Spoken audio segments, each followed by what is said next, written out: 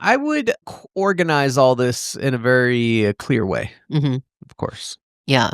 because peace kind of is a little all over the place. His, Yeah. but I think there's a way forward here that can focus the debate. Okay. So we've got argument number one, which is that children should receive welfare benefits and should be taken care of sort of in and of themselves. They're deserving of social support. Yeah, we all agree on that, I think. Everyone agrees on that. That's the family fun pack, Yeah. practically, if you want to do it. Okay? Yeah. Number two, individuals, another reason why we want to provide family benefits or other kinds of social supports or whatever, right? Rules that you might have for workplaces, things like that. Yeah. Another thing that society should be interested in is making sure that people can achieve their desired fertility. Yeah. Everyone agrees with that, Yeah. right? Yeah. So it is a bad thing if people want 3 but can only have 2 because of financial constraints or because of the way the society is set up. If you could set it up some other way where they could achieve 3. Yeah. Okay. All right. So children should receive social support. 1, everyone agrees. 2, people should it should be a goal of society to make sure people should if people's achieved fertility is less than their desired fertility, that is a bad thing, and society should aim to remedy that. Yeah. Everyone agrees on that. Yeah. The area where we're going to have a jumping off point is on should society, aside from helping people achieve their desired fertility, do members of the society and the society as a whole, if you want to think about it like that, have any basis for wanting to achieve a certain level of reproduction? Yeah. Like in aggregate. Mm-hmm. Is that something that we need to concern ourselves with? Yeah. And I would say you say yes. Yeah. And then he says no. Yeah. And that is where the games begin.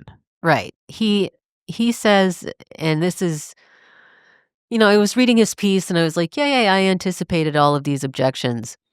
But I guess the part that I didn't anticipate was him saying he's totally indifferent to whether the entire human race dies out. Because in my piece, I argue at the very end, like, look, really what this boils down to in terms of are you a pro-natalist is do you think the human race should continue? Because if you do, then you're pro-natalist with regards to someone somewhere, right? It may not be pro-natalist with regards to your own nation or your own country or whatever, and that's fine. But you're still a pro-natalist in the sense that, yeah, you think having children is good and people should do it. That's what it is to think the human race should continue. And Nathan bites this bullet, which I respect, and says, I don't care if humanity continues. I think it would be totally morally neutral if we all died out. And I thought, if that's the left position, that to be a leftist, you have to be indifferent to whether humanity goes extinct, then that's pretty fucking sad if that's the best you can field, right? I mean... Well, yeah, he's biting the bullet there. But I think one area where you can kind of start to separate the sides here, right? When we get into that category 3, is Nathan's conception of having children and the effect of having children is very individualized on the parent. Yeah. So that's how that's his jumping off point for everything else that kind of follows. Yeah. Right? It's whether you want to have kids. Yeah. And if you do, great, then you can enjoy that. And if you don't, great, because you can enjoy that. Yeah. I think he says, for instance, that there should be something a little shameful about a married couple choosing to just enjoy their lives together, right? Yeah. And, this is sort of treats the child, it's kind of like a pet. Yeah. Right? This is a great analogy for a lot of analysis around children. Yeah. Right? Do you think of children as pets? Yeah. In which case, do I care if someone has a pet? I don't care. You don't like cats? You don't like dogs? Then don't have one. If you do, then do have one. What's the fucking problem, right? Yeah. The issue is that, that's the existence of children has an effect on everyone Yes. and on the overall society. And this is true in a whole variety of ways. But even if we wanted to keep it very individual, let me give an example of this. Okay, let's say I'm a married couple and I want to have kids. Okay. Okay. But I don't just want to have kids. I want my kids to have friends. Yeah. Can I desire for my kids to have friends? That's tough. Or does that put an obligation? Is that something I should be neutral about? Yeah. Whether my kids have friends or not? Yeah. I think, if you could bring Nathan here, he would, he might struggle a little bit with the question to say, yes, whether your kids have friends is not something you should concern yourself with. Yeah. But I think most people would say, yeah, no, I mean, part of me wanting to have kids is that I want them to have a good childhood and life and whatever, which means that Yeah. they should have friends, which means Yeah. I am of the view that, yes, I would like to see other people have kids Yeah. so that my kids can have friends. And not just I would like to see it, but it's good. It's good. It would be really good if other people had kids so Right. that my kid could have friends. Right. You begin from, a very simple place of friendship is a good thing to have. And that's just a jumping off point, Yeah. right? That's just to kind of let's get the juices going. Yeah. I'm not saying, okay, well, we would, but because there was another piece in the New Yorker that came out about Gideon Lewis Krause. Correct. Very long, but a large part of it is him giving these little vignettes of life in South Korea, which I think is very interesting because a lot of people have written about fertility declining and pro-natalism and all this kind of stuff. And it's often, people talk about kind of the pure math of it. Yeah. Well, what's going to happen when the society has X many old people for so many working people, and the actuarial balance is going to get so fucked, right? Mm-hmm.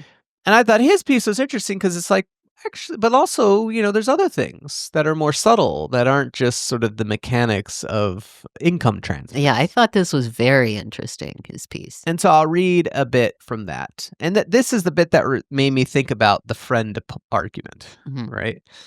As he says, not far away, there's a school that once had more than 1,000 elementary age students. When I visited in November, it had 5.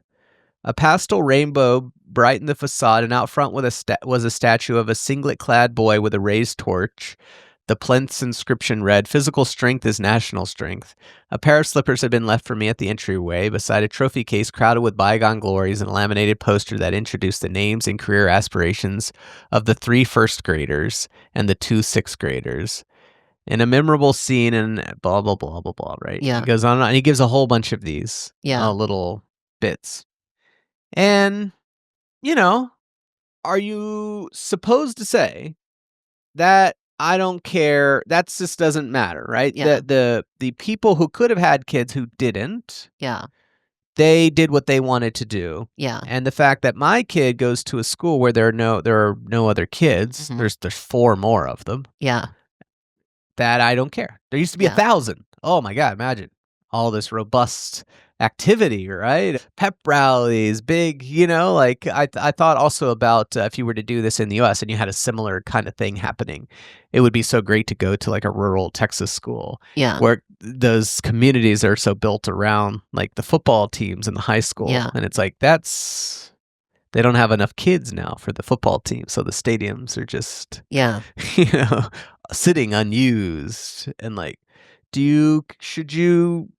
we can't say, it would be good to have enough kids so that the football culture and the, all of civic life, which is oriented around the high school here, can continue. Yeah. And it would be kind of depressing if that didn't happen. Right. Just examples of and I think this is where where he is kind of not fully considering all the impacts. Yeah. And he's only thinking about, you have kids and then they're just your kids and like a pet. Yeah. My pet, you got your pet or you don't, and that's it. They're not pets. They go out into the world and they have to interact, and a whole institutions and civic life orient around them. So if they don't exist, that stuff falls away. Yeah. And I think that's so for Nathan, especially because Nathan is someone who's very into Have you ever read his arguments against like YIMBYism? And like, No. so one of the things he really doesn't like about people who are just like build a bunch of towers and blah blah blah. Yeah. And one of the reasons why he lives in New Orleans Mhm. is he really just likes that like, oh, he's genuinely one of the few people who's really like the community, the neighborhood character. Yeah. Like it would be so bad if people came into this New Orleans and the way that it's this French kind of Yeah. oddball thing, and all of a sudden we just had these like 40-story glass towers, Yeah. and it would just ruin all that. And so it's like, oh, so you appreciate the idea. Why don't you just say, hey, if you like your French building, you live in your French building. Yeah. And if they want to live in a big tower, then let them live in a big tower. Yeah. Just like if you don't want kids, don't have kids. And if they want to have kids, have kids. Oh, because you recognize, actually, Yeah. right, that if all the big towers come in, now the way you liked, the civic life and the feel and the vibes and all that kind of stuff that makes up your life, the reason why you live there, that would take a hit. Yeah. And so much so that you're willing to block housing, which causes all sorts of poverty and inequality and homelessness. Yeah. Because you care so much about that. Yeah. So whether there's an extra building in your neighborhood, that's something you should be able to concern yourself with. Whether there are kids for your kids to play with, Yeah. not something to concern yourself with. Right. There's an inconsistency here, Yeah. right? And I think, and maybe this also, this is a very annoying thing to say, but like if you don't have kids, blah, blah, blah, you may not realize the extent to which the existence of other kids matters a lot. Yeah. Yeah. And the existence of other adults in the future. Other adults and institutions. Can my kid play sports? Yeah. I mean, I guess that was the point I was making with the high school football. But even at lower levels, Yeah. This outpost that this guy's at, that Gideon is at, there used to be 1,000 kids there. Yeah. I assume they had soccer leagues and, basketball leagues and whatever they play in South Korea. Jane's, there's no soccer league if there's only 5 kids in the fucking area. Yeah. So what do? Yeah. No sports. Kids can't play sports now. Yeah. I think it's and this is just adding on to what you're saying in the exact same vein. It's okay to be like, I want a dense society. Density? Yeah, you could value density. I want there to be lots of people. And so, yeah, I think he at least needs to grapple with that. Yeah. He can't just be like, it's kind of like pet. He doesn't use the word pets, but basically just like, it's like pets. If you want them, if they don't want them, then it's fine. Yeah. I think from there, when he takes that position, he then has to go down the route of being like, that's why I also must take the view that I don't care what the ultimate, whether the population declines to 0 or whatever. Yeah. I think that's really clueless. Yeah. And I'm not saying you ultimately have to take a pro-natalist position, but you do need to address the externalities of children. Yeah. On other children Yeah. and on other adults. Yeah. And, maybe your desire to have, kids around for things like that, which is just like your desire to not have big buildings around. Yeah. Maybe we should put those on par at least. He says, one of the things he's offended by is the implication that if having kids is good, then not having them is bad. And it made me think of that in the symposium where Diotima says to Socrates, like, for fuck's sake, do you think everything that's not good and beautiful is bad and ugly? And it's like this elementary error he makes in his reasoning. Yeah, I think with respect to that, and I've thought about this analogy for a while, and I think it's very good. I think it's a very good analogy. So we'll get into where he might some points later, but let me give a good example of this. Would you say that producing doctors or becoming a doctor, let's say, is good? Yes. Right? You would say that's good, right? Because imagine if there were no doctors. Yeah. It'd be pretty rough. Yeah. Right? Does that mean that if you don't become a doctor, that's bad? Yeah. Well, no, we don't think that either. No. And this is, I think, actually the state that you're dealing with the fertility issue. Yeah. I think this is a perfect analogy. Society needs a certain number of doctors. Yeah. To meet all of its medical needs. Yeah. Right? And you can even articulate that as a particular ratio, like doctors per capita. And these figures are actually produced and tracked, and, people focus a lot on them. Yeah. Right? Society needs a certain number of doctors. And so we want to produce enough doctors. We also don't want to put a gun to someone's head and make them be a doctor. Yeah. And so we're kind of in this sort of massaging situation Yeah. where, okay, we want to make sure we hit our aggregate doctor levels. We don't want to make any particular person be a doctor, but we would like to get the right amount of doctors. Yeah. And we see this also regionally. Yeah. Because this is something that happens very explicit because we don't have, I guess, like an aggregate doctor shortage. Yeah. I guess it doesn't seem like, but we do have doctor shortages in certain areas. Yeah. And so we could even take the word doctor and instead replace it with rural doctor. Mm-hmm. Is being a rural doctor good? Yeah. Yeah, people live out there. They need healthcare. Yeah. But we actually have a problem where doctors don't. We have a rural doctor shortage. Yeah. People who have doctorates, MDs, Yeah. they tend not to want to go out to rural areas, or less of them do than that we need. Yeah. And this is understood as a kind of policy problem. Yeah. Right? And so, to again use his kind of language here, if I were to say, yeah, going and being a rural doctor and producing more rural doctors and, creating incentives or other kind of structures that might get more doctors out into rural areas, that's all very good. Yeah.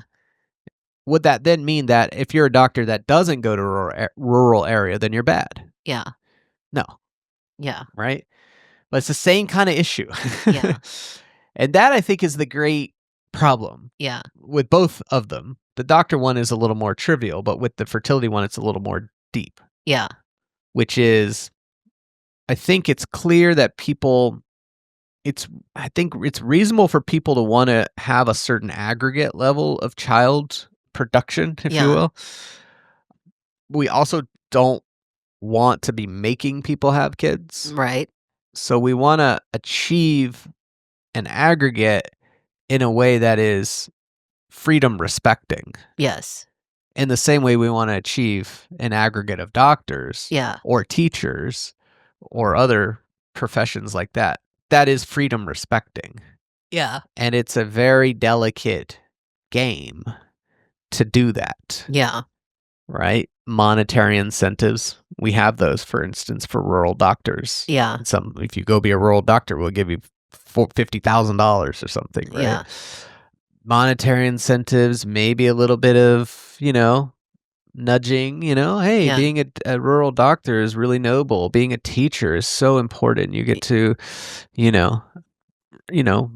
reach a child, touch a life. Yeah. All this stuff goes on, Yeah. And to me, it's the same kind of thing. It's the same thing. Yeah. It's basically the same thing. Yeah. Yeah. There should be, being a parent should be a respected and appreciated, you're doing your part type thing, which it basically is. At least I think there's a very good argument in favor it that his piece is whiffs on. Yeah. Because he doesn't think about the aggregate. He doesn't think about, we've gone over the whole thing. Yeah. He views it as a very personalized thing. And we should actually get to, as much as I was like, I like this Gideon piece because he kind of blips over all the math involved. Yeah. But the doctor point is a good one in another way, which is that, part of the problem of if you don't have enough kids is that in the future, you won't have enough doctors. Yeah.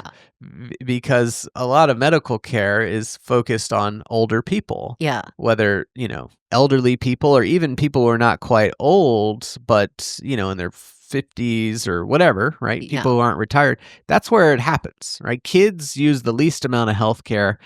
And then as you get older, it's just more and more and more and more and more. Yeah. Right? And so we're going to need more doctors. Yeah. If the population ages, if the share of the population shifts to the older ages, you literally will need more doctors, more long-term carers, all this kind of stuff. Yeah. And if you're not having kids, where are you going to get them from? Yeah. And it will be a problem for economic production as well. If half of your society just gets up every day and has to take care of elderly people. Yeah. Well, that's, way less people that can go out and grow your food and build your cars and homes and all that. Yeah, and I think there are people who envision immigration as being the answer here, which again means you're pro-natalist for them. They need to be having children. You're just saying, I'll skip over trying to place that kind of obligation on people in my own society. So I find that argument pretty unconvincing. That's a kind of argument about, I would say, how it's not that practically important Yeah, for certain countries. yeah, And I think that's fair enough. It's sort of like, in an ideal setting, no one ever has to have this discussion at all, yeah, right? Because either through net immigration or through just happenstance, yeah, everything works out. yeah, Right? We don't need to, like, it just is the case that we're hitting 2.1, 2.2, 2.3 kids, per woman or whatever. yeah, We're doing it without having to talk about it, without having to plan about it, without, it just happens. yeah, And some people have more, some people have less. Everyone has the amount that they want to have, and it happens to be that aggregates to replacement level or above yeah, with net immigration or something, yeah, right? And then that's great. Now yeah, you're golden. All the tensions arise when it goes below 2.1. mhm. And now you're like, okay, I really wish we'd never, wanted to have to deal with this problem Yeah, yeah, because, we want to be freedom respecting, but also do have, reasons to prefer certain aggregate levels.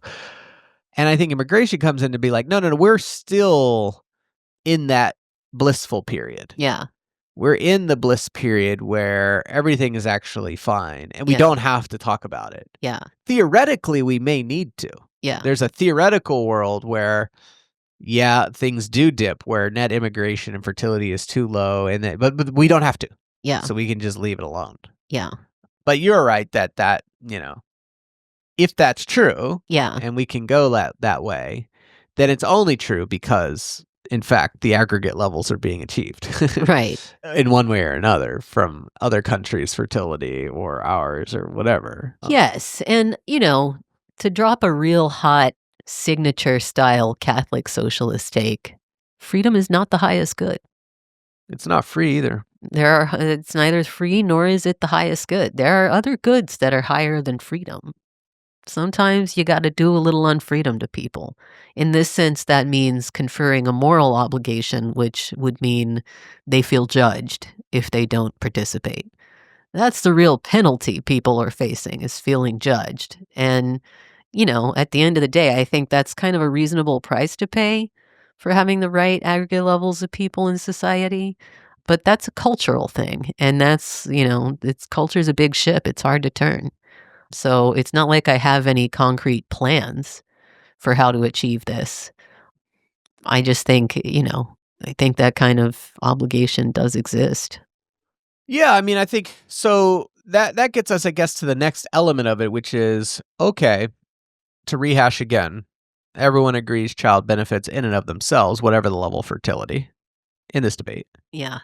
2, everyone agrees that closing the gap between desired and achieved fertility is Yeah. of value because, in a way, that's freedom respecting to let people do what they want to do. Yeah. And then 3, we get into this debate about whether you can actually have a concern about the aggregate itself or whether you just need to say, I just fully respect individual decisions and it really means nothing to me if other people have kids or not. Yeah. I think that Nathan's position on this is poorly developed. Yeah. I think you could develop it better. I could write a better piece. Yeah. But he doesn't. And so I think there's a pretty compelling argument that socially we do have reason to want to achieve a certain level so that our kids have friends and can play sports and we have doctors and we have and the economy and like it matters to other people what the aggregate level of kid having is. Yeah. It's not just a personal thing. But then from there, what do you want to do about it? Yeah. And one answer is just to go back to step 1, which is, well, we'll just provide the child benefits. Yeah. And everyone already agrees with that. Yeah. We're on board. On a different basis, Yeah. right? Not on a pronatal basis. It's on an overlapping basis. Yeah. Right? So that would be one move to be like, well, this conclusion, when we're on step 3 of this argument, Yeah. and you do go down path B, which is that it's not purely individual, it is something that is of social concern. When you go down path B and then you get to the end of it and you say, okay, so what is to be done? Yeah. You just end up saying, well, child benefits. Yeah. And so it just becomes a separate basis for the argument for child benefits. Yes. Which is not just my argument, which is children don't work and they need income, and we right. It's not just the welfarist argument; it's also a pronatal argument. Yeah. Okay, and in that case, it's like this is all well and good. I'm the arg man. I'm not gonna get mad at the args. Yeah. But we kind of already settled this at step 1. Yeah. And being on 3B sub I, I think you can get to 3B sub I, but then 3B sub I just takes us back to step 1. Yeah. So maybe all this is for nothing. Yeah. The question actually, I think, begins when we go, okay, not just 3BI, which is the same thing as 1, the child benefits, but is there a 3B double I? Yeah. Do we get to double I, which is something beyond simply increasing the welfare state for children, which will cause people at the margin to have more kids because there are people who desire more kids than they have, but are simply financially constrained in a way that they wouldn't be if we implemented the child benefits. Yeah. Is there a 3B sub 2 where we're doing something beyond the child benefits? Yeah. And if so, what is that? And then how do we feel about that? So what is 3B sub 2? Is there a 3B sub 2? Where we're doing something other than giving people money or, providing healthcare for kids and free childcare for kids and all that. Yeah. And what is it? I mean, do you have an answer? Well, one thing I was thinking of when I was writing this is like, what if we did child benefits, but even more? Yeah. I mean, how about that? Okay, but that's still the same. Yeah. But I'm just saying that's what came to mind for me. And the magnitude matters. Yeah. The magnitude matters for sure. J.D. Vance said he supported a $5,000 per child tax credit. What do you think about that?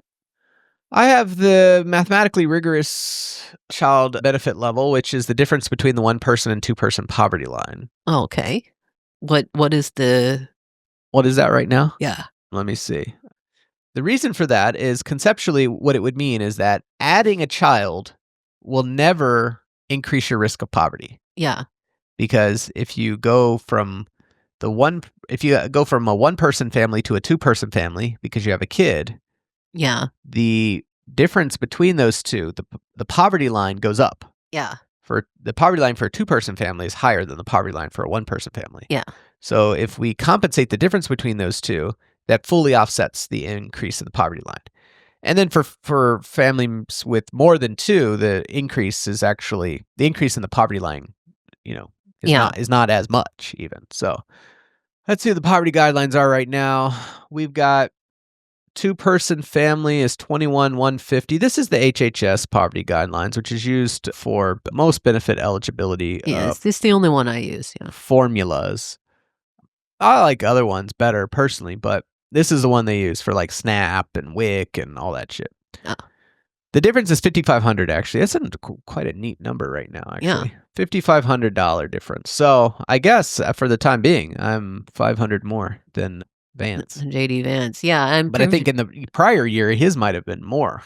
Because they go up each year based on inflation stuff. So he, I believe, walked it back or just quit talking about it altogether. Oh, he walked back all this shit to be VP. He's kind of a craving guy. I mean, he also, according to the Washington Post, was after Trump's first presidency, bad-mouthing him in direct messages. And saying that he sucked and all that. Saying his first term was a failure. Yeah. After having done this whole narrative about he learned so much after Trump became president and watching him in office and whatever. Yeah. Like that was his whole transformation story, which was a lie. Yeah.